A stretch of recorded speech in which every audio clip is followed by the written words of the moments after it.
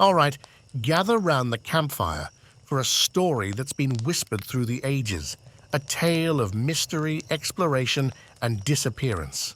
Tonight, we'll dive into the enigma of the lost colony of Roanoke, a story that has puzzled historians for centuries.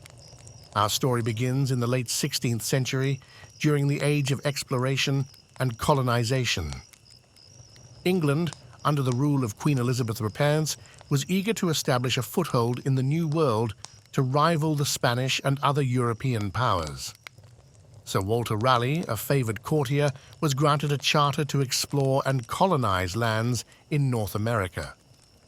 In 1585, Raleigh sponsored an expedition led by Sir Richard Grenville, which established a small settlement on Roanoke Island, located in what is now North Carolina. The initial colony struggled with food shortages, strained relations with local Native American tribes, and harsh conditions. Many of the settlers returned to England with Sir Francis Drake, who happened to visit the colony after a successful raid in the Caribbean.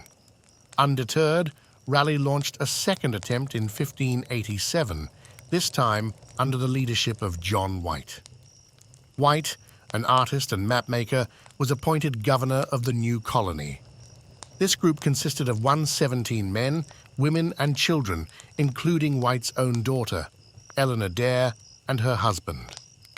Eleanor was pregnant and later gave birth to Virginia Dare, the first English child born in the New World. Upon their arrival, the colonists found the settlement abandoned and the fort in disrepair, evidence of the struggles faced by the previous settlers. Nevertheless, they set about rebuilding and establishing their new home. Shortly after, John White returned to England to procure additional supplies and support for the fledgling colony, leaving behind his family and the other colonists.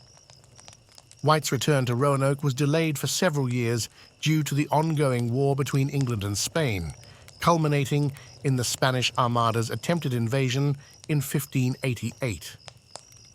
It wasn't until August 1590 that White was able to return to Roanoke Island aboard a relief expedition.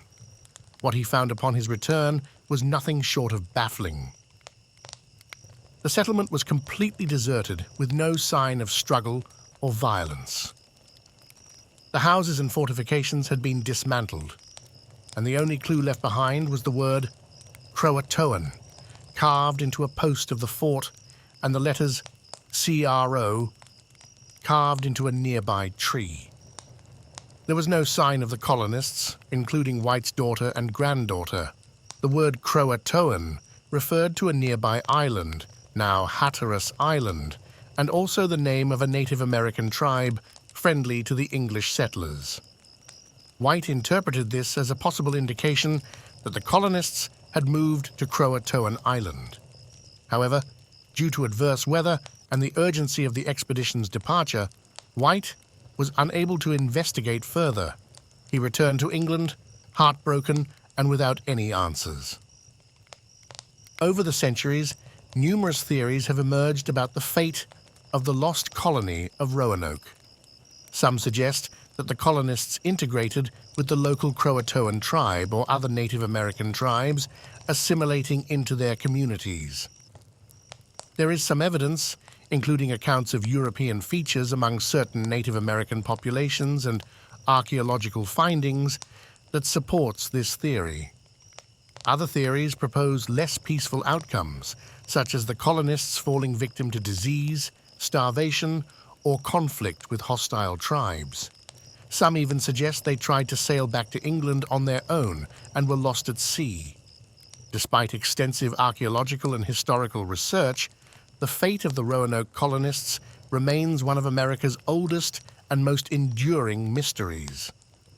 The lost colony has become a symbol of the challenges and uncertainties faced by early settlers in the New World.